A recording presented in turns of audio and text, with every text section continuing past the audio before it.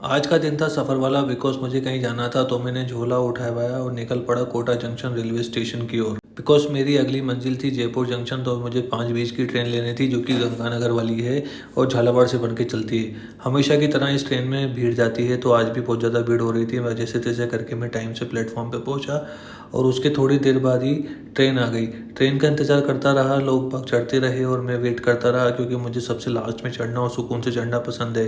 तो जैसे ही मेरा नंबर आया मैंने विलंब ना करते हुए ट्रेन में चढ़ा और अपनी सीट की ओर आगे बढ़ गया।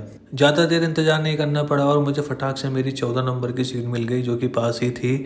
और ये अच्छी बात है, वैसे तो मैंने अपर बर्थ चूज़ करी थी मगर मुझे लोअर बर्थ मिली थी, बट क्या था थोड़ी सी देर का सफ़र था तो मुझे जाना था।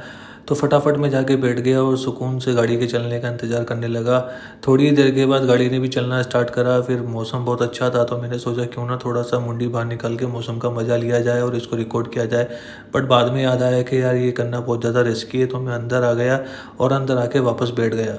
कोटा से जयपुर के बीच में सबसे बड़ा स्टेशन आता है माधोपुर, जहाँ गाड़ी करीब आधा घंटा के करीब रुकती है। तो मैं ट्रेन से उतरा और सभी यात्रियों की तरह मैं भी पहुंच गया पकौड़े वाले भैया के पास, जो कि गर्मा गर्म पकौड़े बेच रहे थे और इनके बेचने का स्टाइल बड़ा अनूठा था। इन्होंने पर प्लेट के हिसाब से पकौड़े दे रहे थे अपने हाथ के अंदाज से और गले में स्कैनर टांगा हुआ था जिससे कि आप पेमेंट भी कर सकते हैं। तो इनसे पकौड़े लेने के बाद मैं वहीं पास में जाके बेंच पे बैठ गया और पकौड़ों का आनंद लेने लगा। फिर पकोड़े खाते-खाते मेरी नज़र पड़ी कुछ यात्रियों की तरफ जो कि भाग रहे थे। ये इसलिए भाग रहे थे बिकॉज़ बंदर इनका पीछा कर रहे थे और इनको ट्रेन भी पकड़नी थी। तो मैं भी उठ गया बिकॉज़ मैं मेरे पकोड़े शेयर नहीं करना चाह रहा था।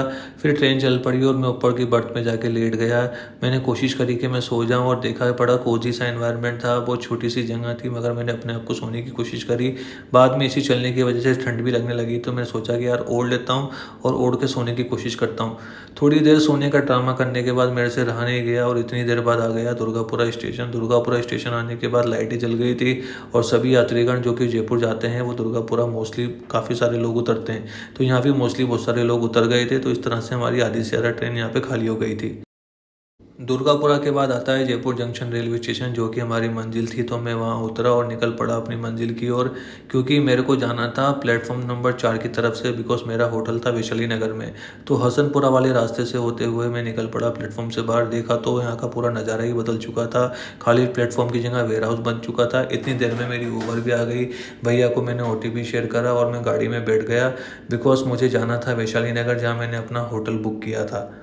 गाड़ी में बैठने के तुरंत बाद मेरे पास आ गया कुणाल सर का फ़ोन जो कि उदयपुर से आ रहे थे, जिनके साथ यूबी सर भी थे। उन्होंने कहा कि आप अपने होटल ना जाओ, आप हमारे होटल आ जाओ। इनके लिए मैंने पार्क प्राइम होटल बुक किया था जो कि स्टैचू सर्कल पे स्थित है, जो कि बिरला ऑडिटोरियम के बिल्कुल पास है जहाँ हमारा इवेंट होने वाला है।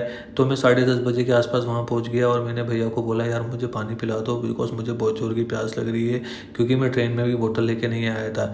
तो प्यारे से भैया बड़े अच्छी तरीके से मुझे पानी ले आए और इतनी देर में देखा तो कुणाल सर भी आ गए थे। तो मैं बाहर उन लोगों से मिलने चला गया, इन लोगों का इस्तकबाल किया, इनसे अच्छे से मुलाकात करी। तो यूवी सर जो कि मेरे इंडस्ट्री के सीनियर हैं वो भी आए थे, कुणाल सर भी आए थे। तो इन लोगों के साथ में आज पार्क प्राइम होटल में रुक गया बिकॉज़ इन्होंने कहा था कि आप हमारे साथ ही रूम शेयर कर लो। तो आज मैं पार्क प्राइम में होटल में ही रुका जो कि बहुत अच्छा पुराना होटल है, जयपुर के सबसे पुराने होटलों में इसका नाम है। यहाँ से व्यू भी बहुत अच्छा आता है। तो बस इस तरह से मेरे जयपुर की जर्नी की शुरुआत हुई। Thank you so much, good night, bye.